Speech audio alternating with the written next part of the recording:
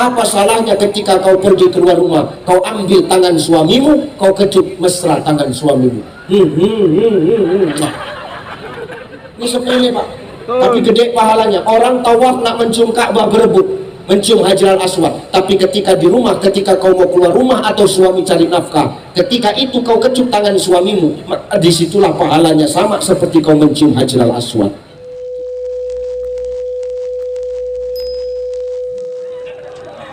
Maka hidup ini ujian. Ibu jadi istri diuji enggak? Caranya Apa ujianmu? Apa ujianmu Bu? Apa? Mana lebih berat ujian seorang istri atau suami? Tolonglah Pak, nyaut Pak.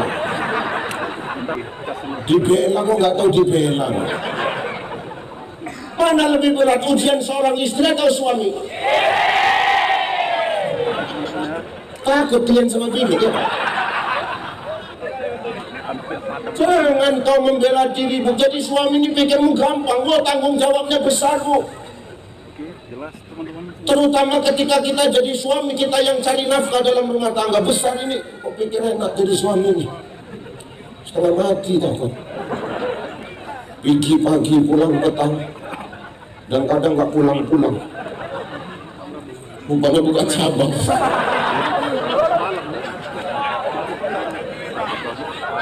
Sanksi Pak. Biasanya yang kayak gitu itu pejabat itu. Anggota dewan, camat, lurah, RW pun kadang-kadang ikut-ikutan. Makanya jadi RW nggak usah sok paten Pak Sangka. Jadi RW kan itu tugasnya membantu lurah. Kadang orang dulu belum jadi apa-apa, jadi RW aja sombong. Jauh-jauh merantau dari Medan sampai Batam jadi RW. Itu nggak usah sok hebat kita lah.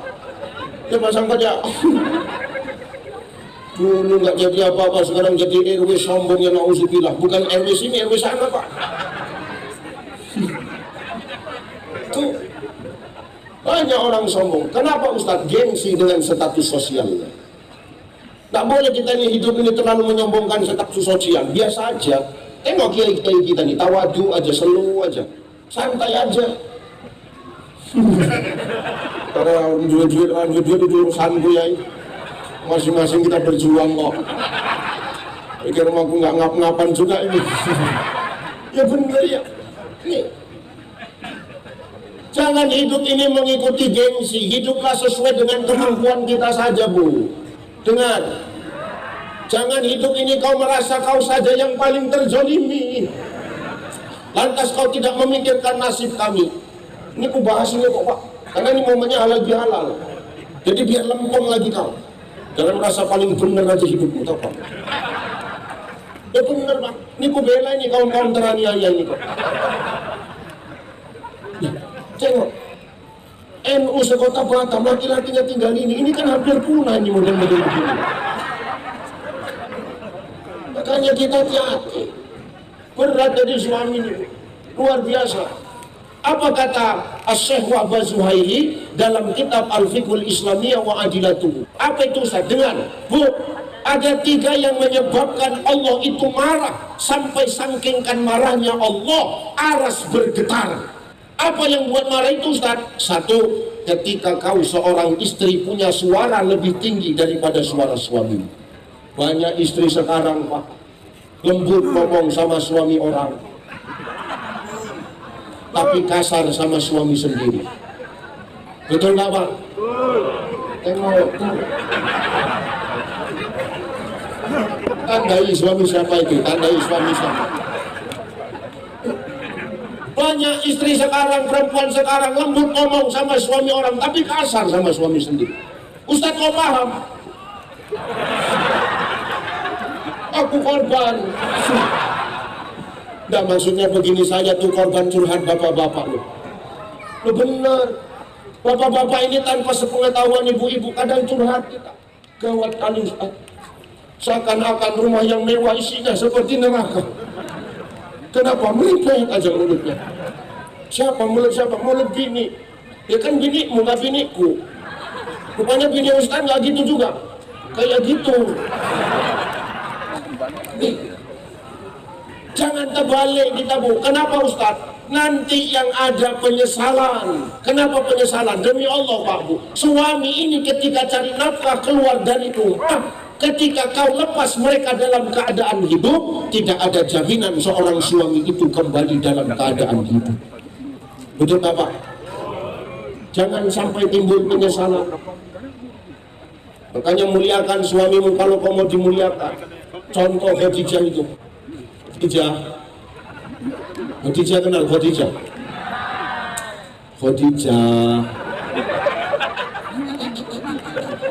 Khadijah itu sepertiga tanah Arab, harta dia punya semua Bapak. Tapi tengok apa kata Khadijah. Ya Rasulullah, sebelum aku wafat, nanti kalau aku sudah wafat, hartaku sudah nggak ada karena untuk perjuangan dakwahmu ya Rasulullah. Silakan ya Rasulullah, bongkar tulang belulangku, rangkai jadi titian, supaya kau bisa lewat kalau kau nanti berjalan melewati sungai yang tak ada jembatannya. Ada istri bapak model gitu Pak? Udah ibu nggak usah ikut jawab Bu, biar orang ini aja. Ada istri kita kayak gitu? Nggak ada. Kalaupun ada 1001 Pak. Kalaupun 1001, yang satu itu bukan orang sini, udah aku pastikan itu.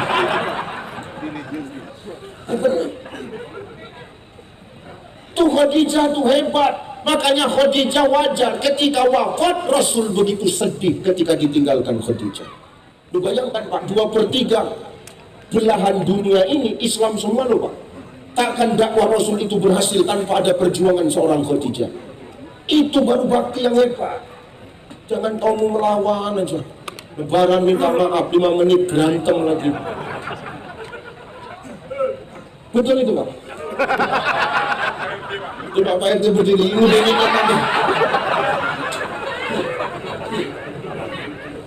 Makanya hari ini kita hati-hati, jangan kita terlalu keras pada pasangan, tapi lembut sama orang lain. Curhat.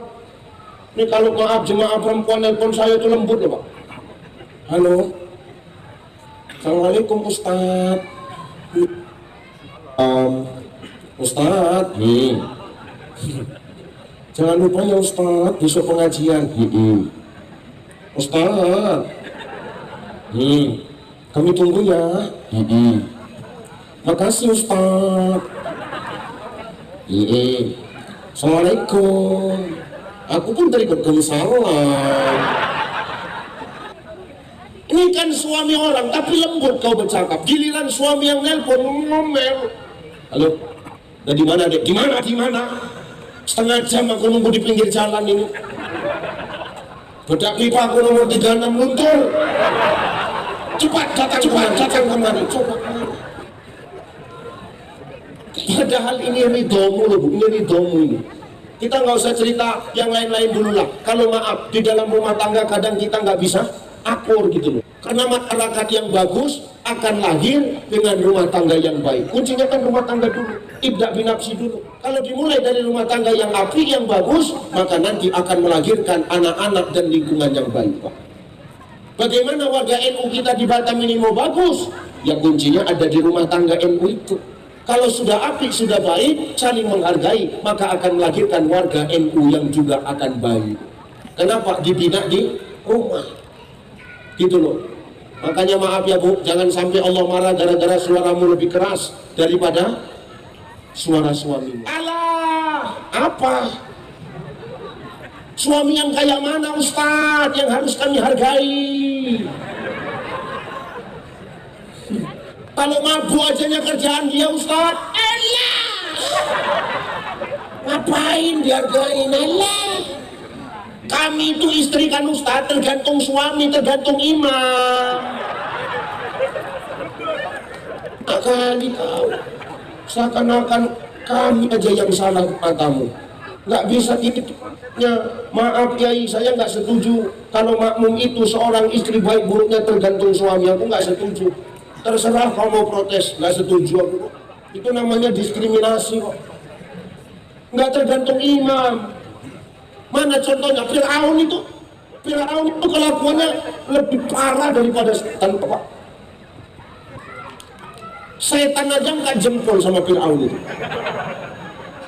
Setan angkat jempol sama Fir'aun. Apa kata setan? Bukan firman ya. Firaun ini Firaun bukan Firman. Namanya Firaunnya, Firla manggilnya. Fir, Fir, apa saya? Setan kan set, paten kali kau Fir. Kenapa rupanya set? Sesetan-setannya aku Fir. Kata setan, aku nggak pernah ngaku Tuhan Fir. Kau Fir, manusia Fir, ngaku Tuhan, paten kali kau Fir. Ubur-ubur ikan lele, menyala lele. Inilah kata setan tuh, Pak. Kalau memang baik buruknya seorang istri tergantung kepada suaminya, maka seharusnya istri Fir'aun itu kelakuannya sama macam Fir'aun itu. Tapi tidak. Dengan siapa? Asia. Asia di surga, Fir'aun sampai sekarang jasadnya masih utuh sebagai bahan pelajaran bagi kita. Kalau hari ini kita punya jabatan, jangan terlalu sombong. Kenapa? Jabatan ada masa aktifnya, maka selagi jadi pejabat banyaklah kita manfaat. Gitu loh. Jangan awak jadi pejabat merasa paling benar, merasa paling hebat, seakan-akan gak ada yang bisa mengalahkan kita. Itu Fir'aun jadi pelajaran buat kita. Nih harusnya, kalau Ustadz itu kan Fir'aun, ada contoh yang lain. Ada siapa Ustadz? Nabi Nuh. Nuh alaihi salam itu, Pak, maaf, soleh, taat sama Allah, taat apa yang disuruh Allah dia kerjakan. Ngadu Nuh itu sama Allah, ya Allah, aku udah gak sanggup ngadepin umatku ini. Kenapa? Wih, luar biasa, gak bisa dibilangin, dablek. Umat Nabi Nuh itu, Pak, kalau Nabi Nuh ceramah, umatnya itu selalu tutup kuping, gak mau dengar, Pak. Saking kan bajingan plus tengiknya itu umat Nabi Nuh.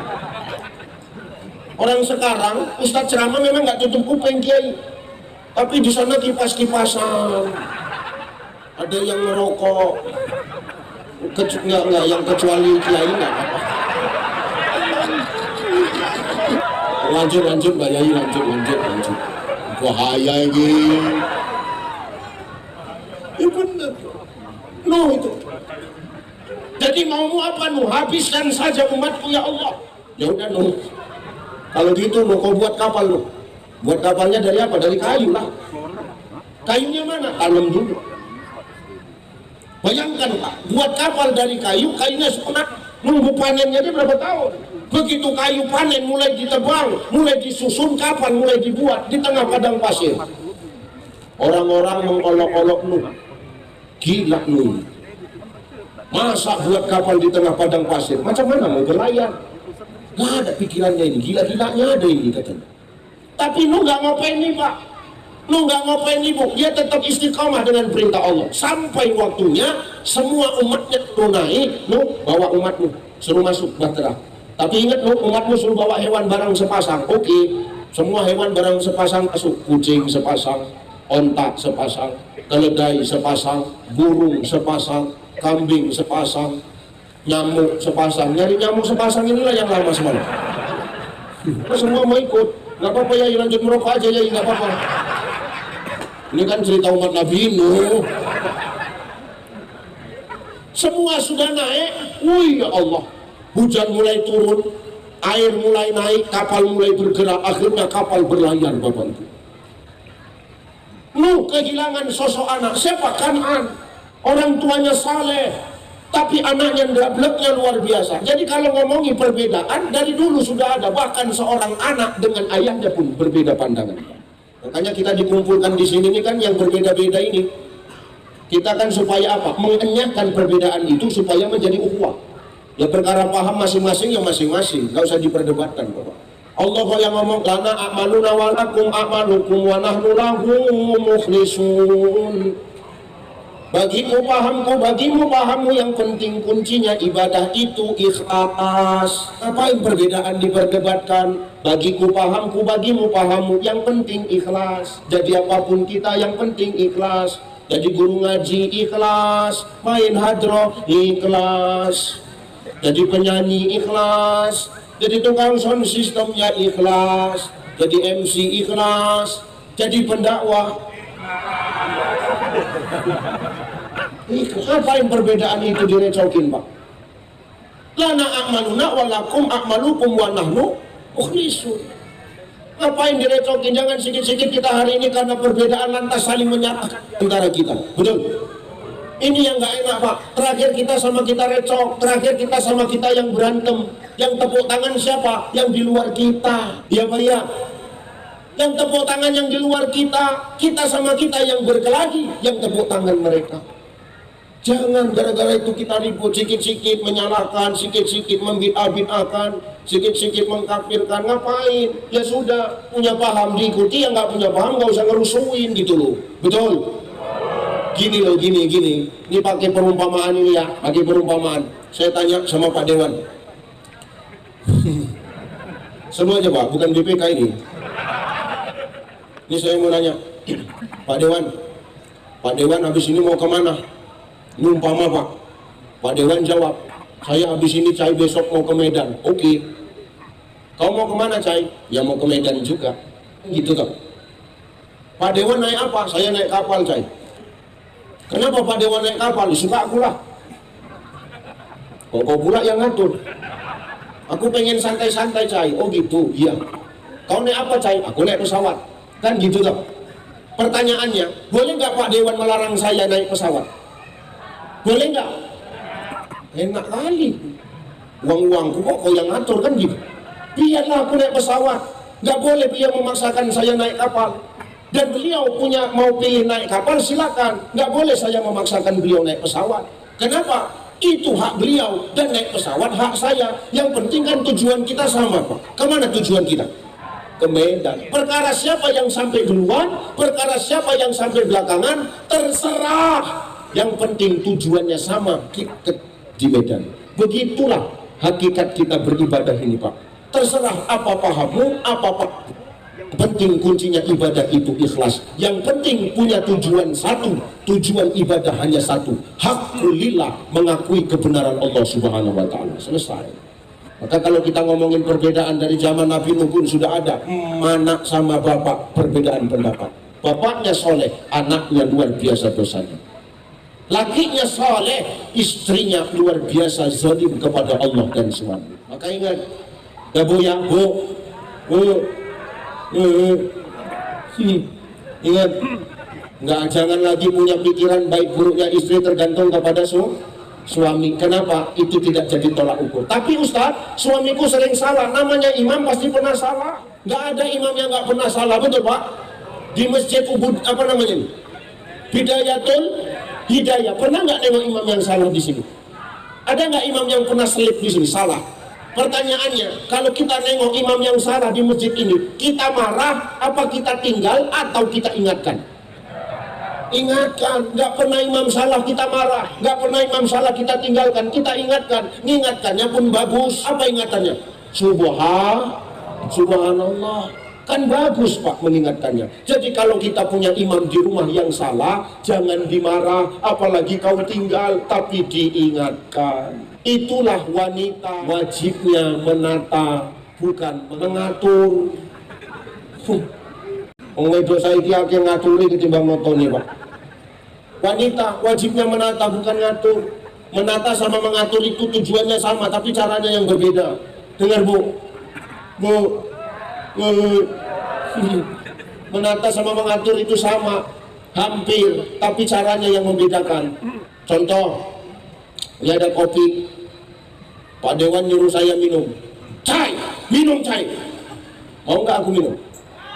Enggak. Kenapa? Ngatur. Niatnya bagus tapi caranya salah. Tapi kalau nyuruhnya cai, diminum cai kopinya, makanya dari tadi nggak mau minum. Udah nggak disuruh-suruh. Sama macam ibu, niatnya nyuruh suami ke masjid tapi caranya kasar. Enak nggak Pak? Enak nggak Pak? Azan di masjid, as-salatu khairum minan naum.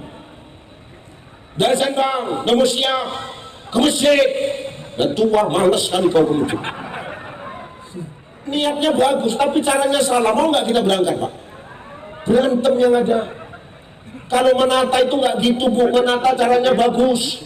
As-salatu khairum minan naum. Bang, bangun bang. subuh bang, sibuk kali kau, orang masih aja belum sholat kok, nanti kan bangkit aku, kau pula yang ngatur-ngatur aku. Jangan marah, tapi kita mikir gimana caranya supaya suami bangun dan mau tetap ibadah. Mikir kita pakai strategi. Hidup ini kan harus punya strategi pak. Jadi dewan kalau nggak punya strategi apa menang semalam kan enggak. Hidup ini harus pakai strategi. Kalau nggak punya strategi berat menang berat anak. Iya, kita harus punya apa? Punya program dan punya zikir. Zikir dia sinari ini kan. Maka hidup ini harus punya strategi, punya istri, punya suami, payah disuruh ke masjid. Mikir bu, gimana caranya pasang strategi. Ini aku kasih tahu caranya. Kalau suamimu payah dibangunin subuh, ini dibuat juga sama biniku, makanya aku amalkan juga ini sama bu. Iya pak, kadang kita ceramah pulang hampir subuh capek pengen istirahat bentar aja kan, ngocot aja mulutnya. Kan emosi juga kita kadang-kadang. Tapi dia nggak pernah buat saya emosi. Kalau saya payah bangun itu pak, dia punya cara. Cuman dipegangnya tapak kakiku dia. Suamimu ada tapak kakinya kan?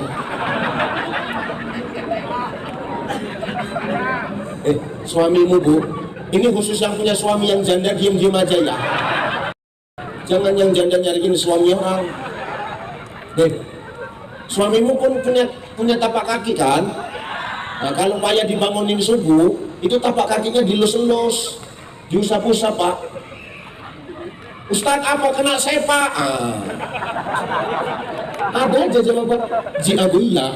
Gini bu, kalau nggak mau kena sepak, aku kasih tahu caranya. Ini umpamanya kakinya.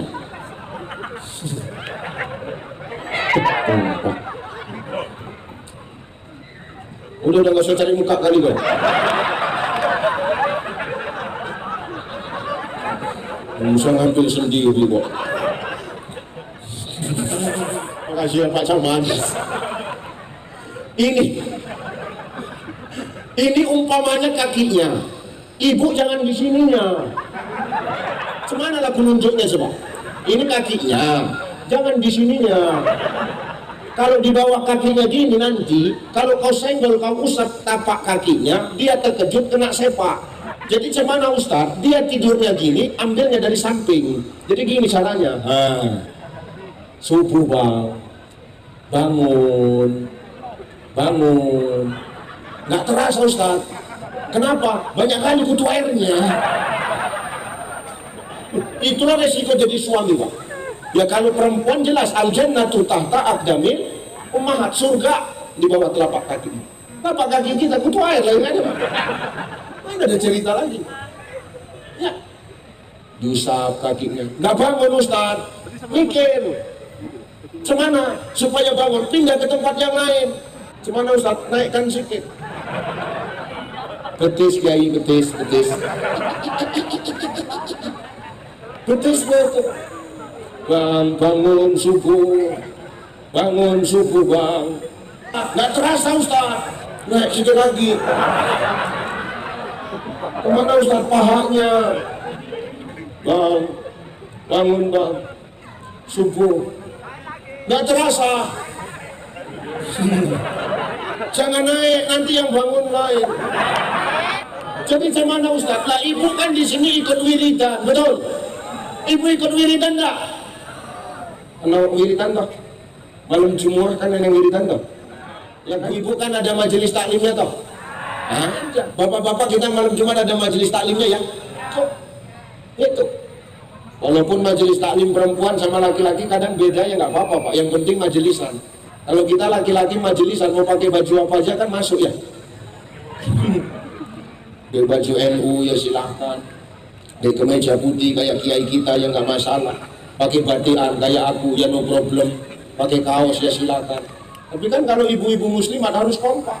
Satu hijau yang lain hijau, satu ngangsur yang lain juga. Ini harus kompak. Ya kalau ibu sudah ikut majelis takliman, itu suami payah dibangunin, sudah dilus-lus nggak bangun Ustaz, kan ada Yasin. Kata Nabi, Iqra'u Yasin bimautikum, bacakan Yasin untuk orang yang mati. Bisa jadi suamimu sudah diobrak-abrik, dilus-lus, nggak bangun-bangun, bisa jadi mati. Jadi cemana Ustaz, ambil Yasin, bacakan ke telinganya, lembut aja. Bismillahirrahmanirrahim. Yasin wal Qur'anil Hakim innaka laminal mursalin. Itu ngamuk pasti. Kau maksud kau apa? Kau kalau memang udah nggak sur sama aku, bagus-bagus kau ngomong. Dulu kau ambil bagus-bagus biar kupulangkan, kau bagus-bagus, jangan kayak gini caramu, pasti gitu. Kalau suami marah, ibu nggak usah ikut marah, senyum, pegang pipinya, tatap wajahnya.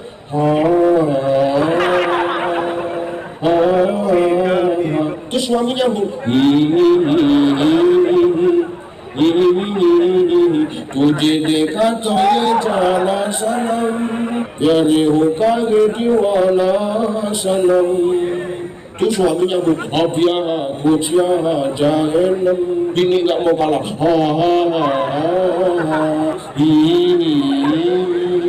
itu sampai zuhur mulai Pak. Dulu nggak sholat subuh. Maka kita wanita ini jangan mengatur, tapi menata. Kalau sudah ditata dengan baik rumah tangga, maka yakinlah rumah tangga pasti bakal adem ayem. Amin. Bapak pun gitu Pak, kita suami ini kalau sudah istri menata dengan baik, jangan sok paten, nurut aja. Oh, jam 11. Ya, nurut aja kalau sudah ditata. Berarti apa? Seorang istri peduli. Karena memang kita laki-laki ini tanpa seorang perempuan nggak ada apa-apanya kita. Mau kiai kayak manapun kalau nggak ada perempuan, halah berat kiai, berat. Hebat-hebatnya anggota dewan nggak ada istri, berat Pak Dewan, berat. Menyepak kaleng gitu. Ya benar Pak. Ya Pak Dewan kan bisa jadi dewan karena ada doa istri toh Pak. Betul kan Pak? Itu masih doanya, belum emasnya yang dijual untuk kampanye. Makanya hari ini kita yang laki-laki nggak usah so hebat lah. Kalau sudah istri kita menata dengan baik, manut saja Pak, ikut saja selagi itu baik. Kita ini orang yang lemah Pak, tanpa seorang wanita. Betul Bu? Ini laki-laki lemah ini Pak, kuat secara fisik tapi lemah secara jiwa. Dari mana Ustaz tahu? Kalau sakit ya, perempuan itu sesakit-sakitnya, kalau dia sakit dia tetap bisa masak untuk kita laki-laki Pak. Ini biarin Bang ini, jadi pulang pun aku gak dilempari batu ini. Sesakit-sakitnya perempuan, kalau dia sakit Pak Bu, tetap bisa nyiap rumah tangganya, tetap dia nyiapkan anak-anaknya sekolah, betul Bu? Makanya ada istilah seorang istri itu tidak akan pernah tertidur baik dari terbit matahari sampai terbenam mata suami. Benar matahari, tapi kalau mata suami belum tidur mengganggu. Ini perempuannya hebat, kalau sakit sesakit-sakitnya mereka tetap bisa dipaksa untuk melayani kita. Coba kita laki-laki kalau sakit, bu kayak anak bayi Pak.